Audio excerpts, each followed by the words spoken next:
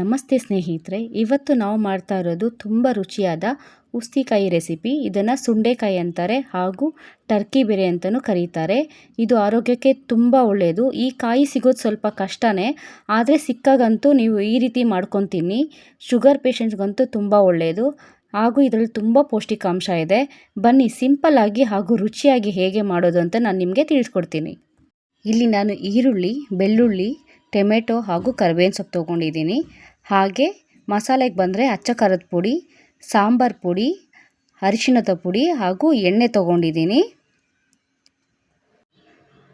ಜೊತೆಗೆ ನಾವು ಹುಣಸೆ ಹಣ್ಣನ್ನು ಸ್ವಲ್ಪ ಹೊತ್ತು ನೆನೆಸಿಡೋಣ.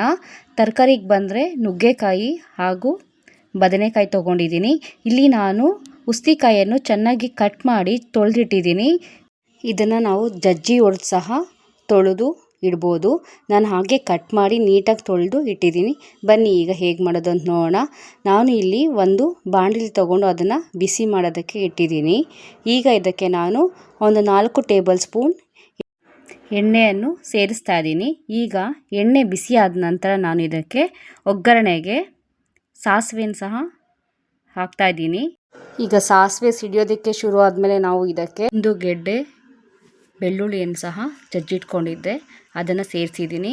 ಈಗ ಕರಿಬೇವಿನ ಸೊಪ್ಪು ಸಹ ಸೇರಿಸ್ಕೊಂಡಿದ್ದೀನಿ. ಇದಕ್ಕೆ ಸಣ್ಣದಾಗಿ ಹಚ್ಚಿಟ್ಟಿರುವ 2 ಮೀಡಿಯಮ್ ಸೈಜ್ ಬೆಳ್ಳುಳ್ಳಿನ ತೊಗೊಂಡಿದ್ದೆ, ಅದನ್ನು ಅಷ್ಟೇ ಈಗ ನಾನು ಹಾಕಿದ್ದೀನಿ. ಈಗ ಇವು 3 ಅಷ್ಟೇ ಚೆನ್ನಾಗಿ ಫ್ರೈ ಆಗಬೇಕು ಎಣ್ಣೆನಲ್ಲೇ.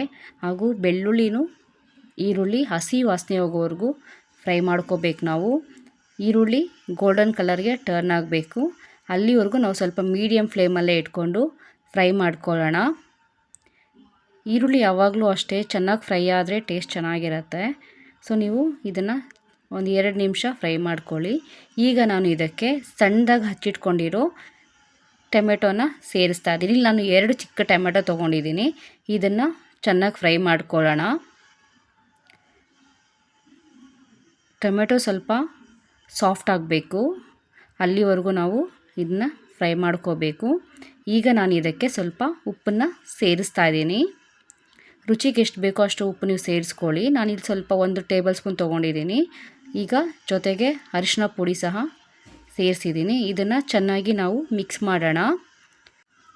ಇದನ್ನು ಒಂದು 5ರಿಂದ 10 ನಿಮಿಷ ಆದರೂ ಫ್ರೈ ಮಾಡ್ಕೊಳ್ಳಿ ಲೋ ಫ್ಲೇಮ್ ಇಟ್ಟು. ಈಗ ಯಾಕಂದರೆ ಅರಿಶಿನ ಪುಡಿ ಹಾಕಿರೋದ್ರಿಂದ ಬೇಗ ತಳ ಹಿಡಿದ್ಬಿಡುತ್ತೆ ಅದು. ಹಾಗೂ ಇದು ಸಾಫ್ಟ್ ಆಗಬೇಕು ಟೊಮೆಟೊ ಎಲ್ಲ, ಆಗಲೇ ರುಚಿ ತುಂಬ ಚೆನ್ನಾಗಿರುತ್ತೆ. ಈಗ ನಾವು ಅದರ ಮೇಲೆ ಒಂದು ಲಿಡ್ ಕ್ಲೋಸ್ ಮಾಡಿ ಬೇಯೋದಕ್ಕೆ ಬಿಡೋಣ. ನೋಡಿ ಈಗ ಎಣ್ಣೆ ಎಷ್ಟು ಚೆನ್ನಾಗಿ ಬಿಟ್ಕೊಂಡಿದೆ, ಎಣ್ಣೆ ಎಲ್ಲ ರಿಲೀಸ್ ಆಗಿದೆ. ಈಗ ನಾವು ಮತ್ತೊಂದು ಸರಿ ಮಿಕ್ಸ್ ಮಾಡಿಕೊಂಡು ಈಗ ನಾವು ಅದಕ್ಕೆ ನೀಟಾಗಿ ತೊಳೆದಿಟ್ಟಿರೋ ಉಸ್ತಿಕಾಯಿ ಸೇರಿಸ್ಕೊಳ್ಳೋಣ. ಇದು ಸೇರಿಸಿದ ಮೇಲೇನೂ ಅಷ್ಟೇ ನಾವು ಚೆನ್ನಾಗಿ ಮಿಕ್ಸ್ ಮಾಡಬೇಕು. ಇದಕ್ಕೆ ಉಪ್ಪು ಎಲ್ಲ ಚೆನ್ನಾಗಿ ಹಿಡಿಬೇಕು, ಅದರಿಂದ ಚೆನ್ನಾಗಿ ಮಿಕ್ಸ್ ಮಾಡಿ.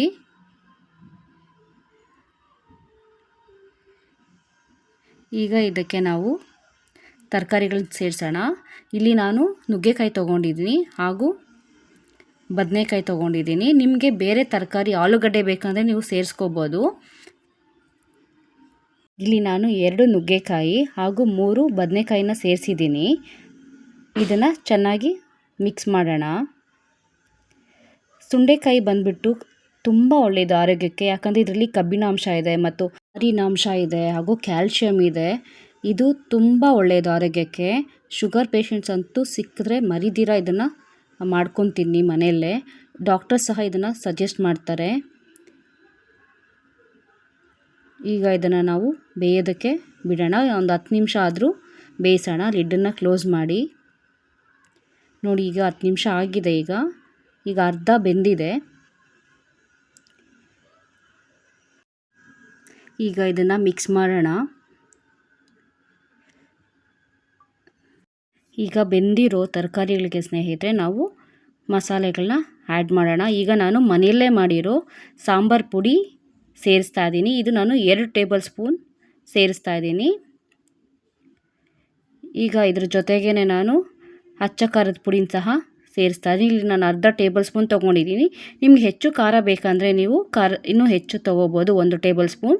ನಿಮಗೆ ಖಾರದ ಪುಡಿ ಬೇಡ ಅಂದರೆ ನೀವು ಹಸಿ ಮೆಣಸಿನ್ಕಾಯಿ ಸಹ ಇದರಲ್ಲಿ ಸೇರಿಸ್ಕೊಂಡು ನೀವು ಕುಕ್ ಮಾಡ್ಕೋಬೋದು. ಈಗ ಇದನ್ನು ಚೆನ್ನಾಗಿ ಮಿಕ್ಸ್ ಮಾಡೋಣ. ನೀವು ಏನಾದರೂ ಮಸಾಲೆ ಪೌಡರ್ನ ಸೇರಿಸಿದಾಗ ಆದಷ್ಟು ಸಿಮ್ಮಲ್ಲೇ ಇಟ್ಕೊಂಡು ಕುಕ್ ಮಾಡಿ. ಈಗ ನಾನು ಇದಕ್ಕೆ 1 ಗ್ಲಾಸ್ ನೀರನ್ನು ಸೇರಿಸ್ತಾ ಇದ್ದೀನಿ. ಸೇರಿಸಿ ಇದನ್ನು ನಾವು ಲಿಡ್ಡಲ್ಲಿ ಕ್ಲೋಸ್ ಮಾಡೋಣ. ನೋಡಿ, ಈಗ ಇದು ಕುದಿ ಬಂದಿದೆ. ಒಂದು ಕುದಿ ಬಂದಮೇಲೆ ಇದನ್ನು ಚೆನ್ನಾಗಿ ಮಿಕ್ಸ್ ಮಾಡೋಣ. ನೋಡಿ ಎಷ್ಟು ಚೆನ್ನಾಗಿ ಎಣ್ಣೆ ಬಿಟ್ಕೊಂಡಿದೆ. ಈಗ ಆಲ್ಮೋಸ್ಟ್ ಬೆಂದಿದೆ, ಇದು 90% ಬೆಂದಿದೆ. ಈಗ ಇದಕ್ಕೆ ನಾವು ನೆನೆಸಿಟ್ಕೊಂಡಿರೋ ಹುಣಸೆ ಹಣ್ಣಿನ ರಸನ ಸೇರಿಸ್ಕೊಳ್ಳೋಣ. ಇಲ್ಲಿ ನಾನು ಒಂದು 4 ಟೇಬಲ್ ಸ್ಪೂನ್ ಹುಣಸೆ ಹಣ್ಣಿನ ರಸ ಸೇರಿಸ್ತಾ ಇದ್ದೀನಿ. ಈಗ ಇದಕ್ಕೆ ಉಪ್ಪು, ಹುಳಿ, ಖಾರ ಎಲ್ಲ ಸೇರಿರೋದ್ರಿಂದ ಗ್ರೇವಿ ತುಂಬ ಚೆನ್ನಾಗಿರುತ್ತೆ. ಹಾಗೂ ಇದರಲ್ಲಿ ನಾವು ತರಕಾರಿಗಳನ್ನ ಸಹ ಸೇರಿಸಿರೋದ್ರಿಂದ ತುಂಬ ಆರೋಗ್ಯಕ್ಕೆ ಒಳ್ಳೆಯದು. ಈಗ ಇದನ್ನು ಚೆನ್ನಾಗಿ ಮಿಕ್ಸ್ ಮಾಡಿ ಇನ್ನೂ ಒಂದು 10 ನಿಮಿಷ ಕುದಿಯೋದಕ್ಕೆ ಬಿಡೋಣ.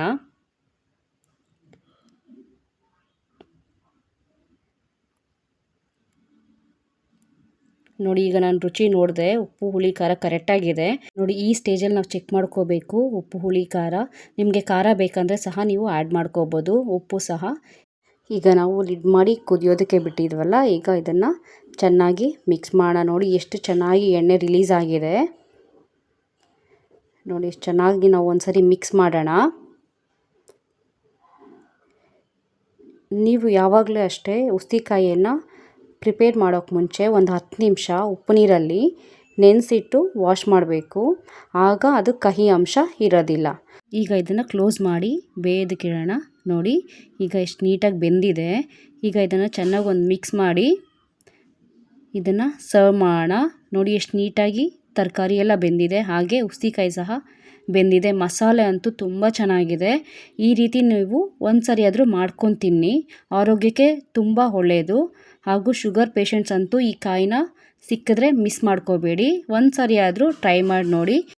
ಹಾಗಾದರೆ ಇವತ್ತಿನ ರುಚಿಯಾದ ಸುಂಡೆಕಾಯಿ ರೆಸಿಪಿ ನಿಮಗೆ ಇಷ್ಟ ಆಯಿತು ಅಂತ ಅಂದ್ಕೋತೀನಿ.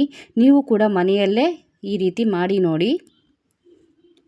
ರುಚಿ ಹೇಗಿತ್ತು ಅಂತ ಕಮೆಂಟ್ಸಲ್ಲಿ ತಿಳಿಸಿ. ವಿಡಿಯೋ ಇಷ್ಟ ಆಗಿದ್ದರೆ ಲೈಕ್ ಮಾಡಿ, ನಿಮ್ಮ ಸ್ನೇಹಿತರಿಗೆ ಮತ್ತು ಕುಟುಂಬದವರು ಸಹ ಶೇರ್ ಮಾಡಿ. ಇನ್ನೂ ಇಂತಹ ಸಿಂಪಲ್ ಮತ್ತು ರುಚಿಯಾದ ರೆಸಿಪಿಗಳಿಗೆ ನನ್ನ ಚಾನಲನ್ನು ಸಬ್ಸ್ಕ್ರೈಬ್ ಮಾಡೋದು ಮರಿಬೇಡಿ. ಮತ್ತೊಂದು ಹೊಸ ರೆಸಿಪಿಯೊಂದಿಗೆ ಮತ್ತೆ ಸಿಗ್ತೀನಿ. ನಿಮ್ಗೆ ಯಾವುದಾದ್ರೂ ಬೇರೆ ರೆಸಿಪಿ ಬೇಕು ಅಂದರೆ ಪ್ಲೀಸ್ ಕಮೆಂಟಲ್ಲಿ ತಿಳಿಸಿ. ಅಲ್ಲಿವರೆಗೂ ಟೇಕ್ ಕೇರ್. Thank you.